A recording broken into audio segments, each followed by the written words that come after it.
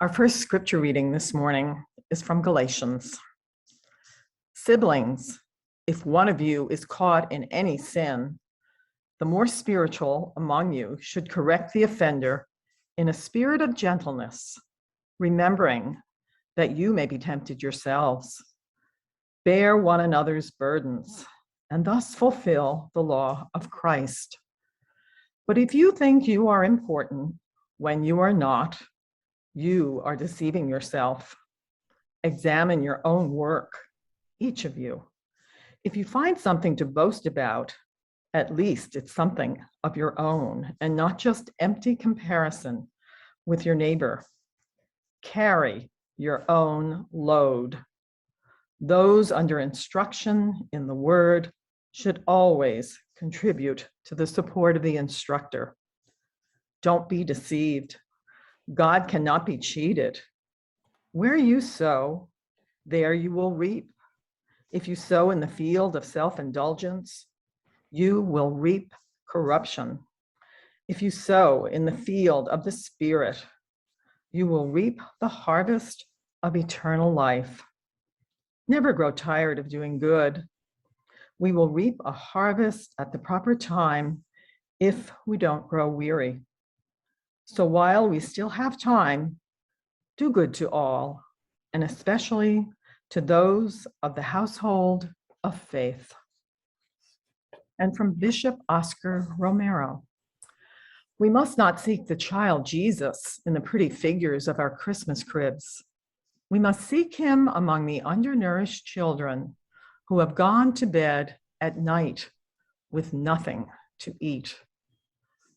Among the poor newsboys who will sleep covered with newspapers in doorways. There is another passage in our digital bulletin for you to read and contemplate. It's from Beloved by Toni Morrison. May peace be with you. Well, thanks as always for being with us today on Zoom. It really warms my heart to be able to go look at the pictures and know we're at least as close as we can get right now. We really are hoping to reopen in December. Hopefully that'll happen earlier rather than later. So, but till then, thank you so much for making the time to be with us. Our sermon today, our passage today, is thinking about what unites us and what divides us. Obviously, as a country, we are so divided and everybody wants unity, but we want it in very different ways. I was thinking this week about the song, I think it's Aerosmith, Something's Wrong with the World Today. Don't know what it is. Something in our eyes, or something's wrong with our eyes, something like that. And to me, that's what theology is. It's like, I don't know what happens after people die specifically. I don't know, the source of creation or any, specifically. But I do think these ancient stories and symbols guide us sort of into our own psyche, into our own hearts, and deeper into our minds. And I think that's important because I think what's dividing us right now are different worldviews, different ways of finding meaning. And I think some people's worldview isn't working anymore because they've said no to science, and now they're terrified. But they don't even know that. They don't feel their own fear. What they do is project that onto the world as all these sinister plots and evil people, and these scientists that are all part of supposedly a conspiracy, and everybody that wants to feed the poor and get medicine for the country is a part of this, dictatorial plot.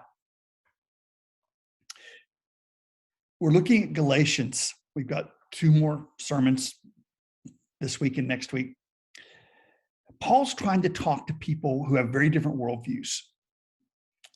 It's remembered as the Jews and the Gentiles, but it's a lot richer than that. It's religious people against sort of people who aren't necessarily religious. Some of them are humanists, some of them are pagan. And Paul is trying to figure out a way he can unite people that are so different. But to do that, he's got to deepen what people think religion is. So what he's going to do, and it's sort of a psychological ploy, is he's going to talk about the difference between spirit and flesh. And this tactic has caused a lot of problems through the centuries because Paul did not mean by the word flesh the same thing that we mean today. And what has often happened with this teaching is people think that the spirit is good, even though they don't know what the spirit is, and that the flesh is bad, even though that's the only thing you have to work with. But it's important to realize that for the Jewish mind, Paul was Jewish, spirit did not mean like in the Greek world, where you have a kind of a ghostly being. It didn't, Holy Ghost is not a very good translation if you're trying to honor the Jewish roots that are here. Spirit is how things interweave. And it's very personal understanding of it. There was a difference. Some people thought of it as a being, and other people thought of it as kind of a personal way of understanding being itself. But so what Paul wants to do is to figure out a way of unifying people where nobody has to lose who they really are. Where somebody who worships through nature can find something in this early church. People that are Jewish don't have to stop being who they are. But what's going to be essential is that unity not erase the differences in people. Our nation's motto used to be E pluribus unum. And that was such a good motto for a country. Out of the many, one, that our differences are what make us strong. And we changed that to "in God we trust," which is a really dumb slogan because everybody means something different when they say the word God. They may think they're unifying themselves by saying the same word, but if you mean something different, that's not going to be much unity. And we see now the devastation of these worldviews that are clashing, and they're so deep, people don't even know what they are. They don't know why they're so angry or so afraid. So what Paul is writing to say is that the flesh, by flesh, he doesn't mean the body. He means things like your passions, your addictions, your habits. It's the body cut off from the spirit that he's talking about. And if the spirit means the interwovenness of things, then by spirit, he's meaning selfishness. When we cut ourselves off from our interconnections to the rest of being, or when he thinks of the spirit as this mysterious depth out of which we come, then the flesh means shallowness, staying within our comfort zone, that kind of thing. It's so hard to trust compassion and love at a time like this, when there's so much hatred and so much fear.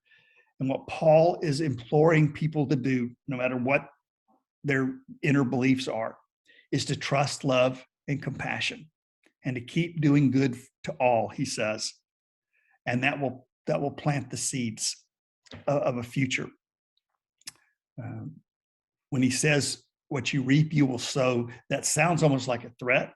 But what he's saying is, when you plant seeds of hate, that's what's going to come up. When you plant seeds of love, that's what's going to come up at some point.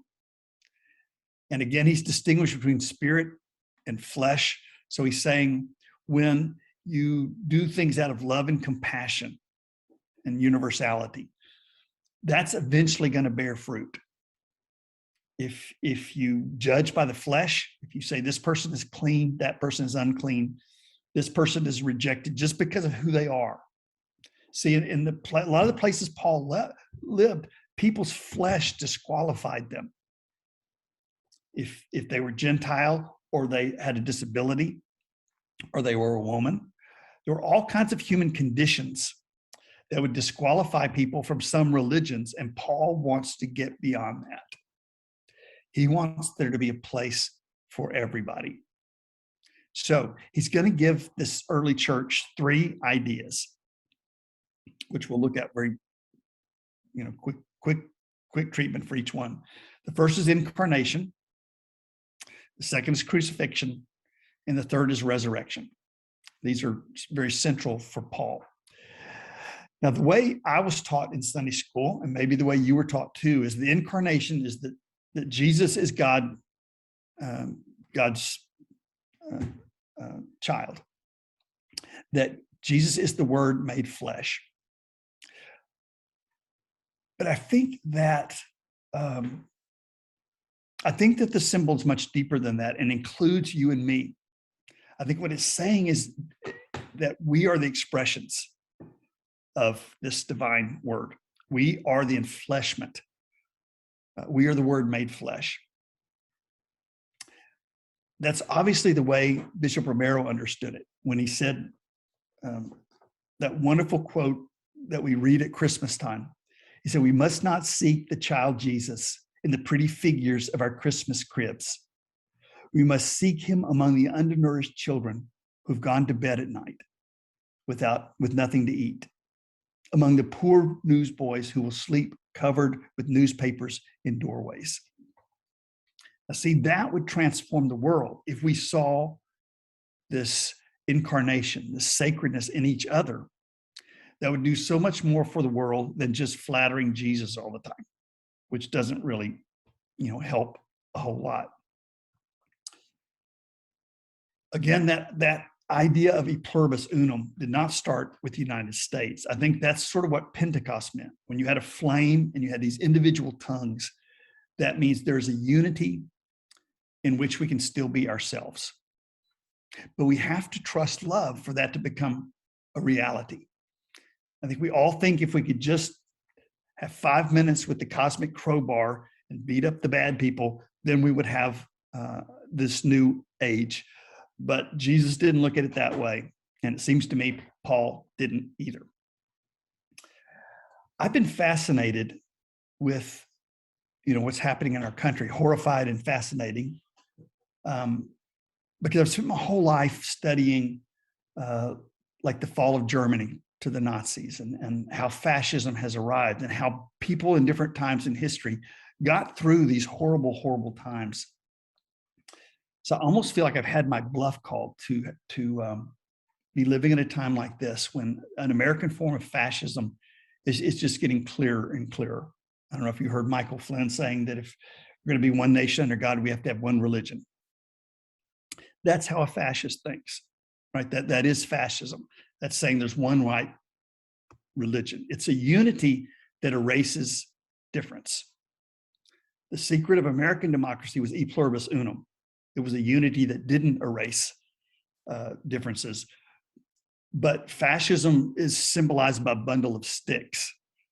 And there is strength there, but it's the strength of the mob. I've been fascinated, though, by what triggers this movement. I'm fascinated by the fact that Toni Morrison's Beloved has become so central in this myth that white people are being attacked. That if you study history honestly, that you're going to make the white children feel bad about themselves. Toni Morrison is sort of the worst nightmare of these people. She's a brilliant Black woman who's fearless and who speaks the truth. And that's why they want to censor her books. Trying to find where she said.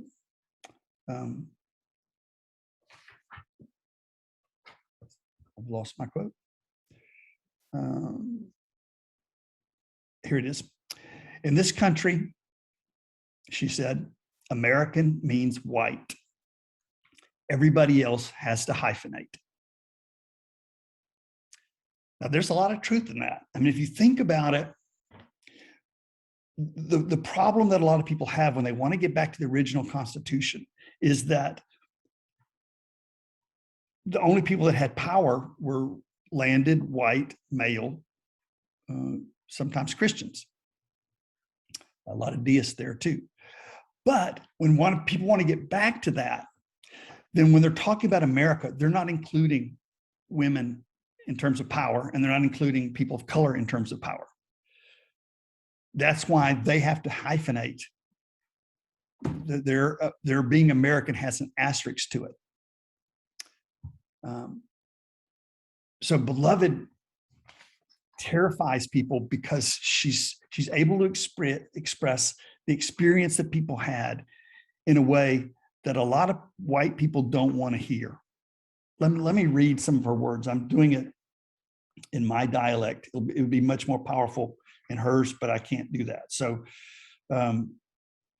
she says, in this here place, we flesh that weeps, laughs, flesh that dances on bare feet in grass. Love it hard. Yonder they do not love your flesh, they despise it. They don't love your eyes, that just as soon pick them out. No more do they love the skin on your back. Yonder they flay it. And oh, my people, they do not love your hands. Those they only use, tie, bind, chop off, and leave empty. Love your hands, love them, raise them up and kiss them. Touch others with them, pat them together, stroke them on your face, because they don't love that either. You got to love it. This is flesh I'm talking about here, flesh that needs to be loved. Now that's incredibly powerful, and it's truth. And that's why there are people who want to censor that. When people say, this is so hard for the white children to have to hear, the truth about American history. Well, think how hard it is on children of people of color who are being asked to be silent about the truth or to join in a lie. I mean, if you're taking a test that's based on not telling the truth about slavery, then you're not going to pass that test if you tell the truth. I have friends that say that slavery was a long time ago, that they've never done anything racist. And then I'll say, well, does that mean we can take down the Confederate statues? And all of a sudden, history becomes very important again. To say that we cannot look at race critically, whatever you want to call it, whatever slogan, but to be critical means to step outside of the prejudices that you start with and look at it from the outside in. To say we cannot look at slavery critically. Think how it would feel if you were in Germany and somebody said, well, we don't want to study critical Holocaust history because it makes the German children feel bad. You would know that you're dealing with Nazis. And what I'm saying is what you know in the United States, when people are triggered by the truth of our history about women, people of color, poor people, I mean, you name it, that you're dealing with an American form of fascism. It's not as pronounced, it's not as bad, but it will get there if we don't change courses. Again, Toni Morrison said, what I think the political correctness debate is really about is the power to define. The definers want the power to name, and the defined are now taking that power away from them. Thank goodness. So the first idea that Paul is planting as a kind of seed to go deep inside the human psyche of the people listening is the idea of incarnation. Every person is an enfleshment of the sacred. So we have to love each person. We have to serve each person. We have to share burdens with the other person in order to be who we really are. Then the second is a little more painful symbol, and that's the symbol of the crucifixion. And what has been left out of Christian theology, for the most part because of Europe, is that the cross wasn't originally a symbol of an angry God punishing sinners. Originally, the cross was invented by Rome, not by God. And Jesus was executed because his teaching was felt to threaten empire. To say that every person has worth, that men shouldn't have to be subservient to women, that slaves shouldn't have to obey their master, that the poor have as much worth as the rich. That threatens every vested power there is. And so when the earliest church held up the cross, it would be like a noose or an electric chair. In Black liberation theology, they equate it to the lynching tree. It's saying we are not going to let fear or pain prevent us from being who we truly are. And that's what the early cross meant. It was realizing that Jesus chose to love the stones the builders had rejected, was the way it was said, but the enslaved, the oppressed, the powerless, the sick, those with disabilities. That's the sacred stones that are being used to build this new temple of humanity.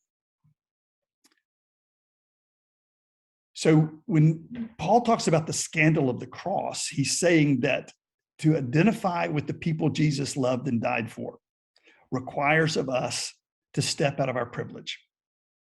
As I often say, there's two sides to the cross. There's the Roman side of the cross, which is law and order. You know, our nation is right no matter what. Wealth is right, power makes right. And the other side is that of suffering on behalf of the masses. Love hurts. Justice hurts, often at the time. Toni Morrison said if you took racism away from some people, all they would have would be their pain, their fears.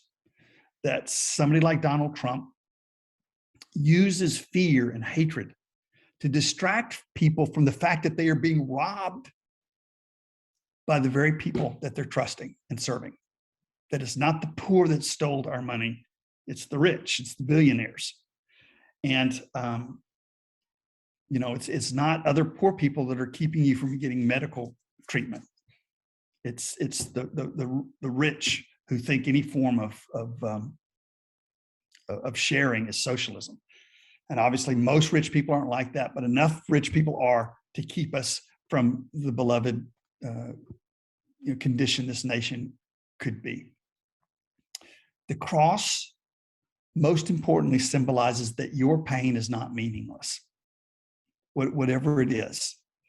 That when you look and you feel powerless, every time you choose to love in spite of the pain and in spite of the fear, you are redeeming the world.